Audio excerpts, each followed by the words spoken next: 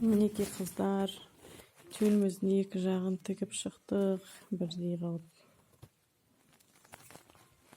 Енді бағана мен жоғары жағынан 4 сантиметр қалдырған.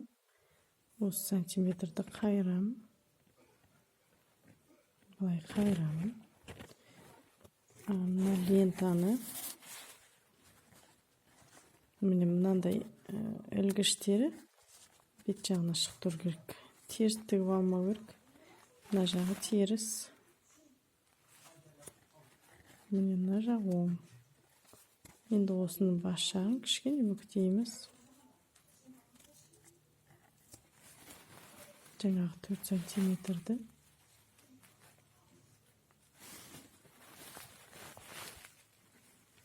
Сантиметрді бүктеп алдық. Осының бетіне қоямыз.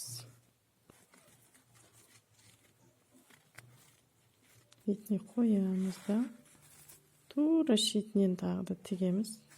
1 миллиметр қалдырып, мына жағын тігіп аламыз. Ине түйреп отырып, астын тартып жібермес үшін. Кейін мына жағын тігеміз. Мінекей біз тігіп жатырмыз.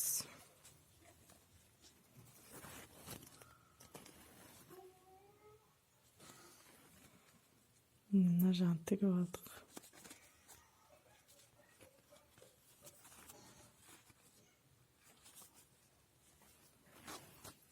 Тігіп отырып, келесінен түйреп аламыз. Мына жақтан да. Сонда ары бері созылмайды, тартылмайды.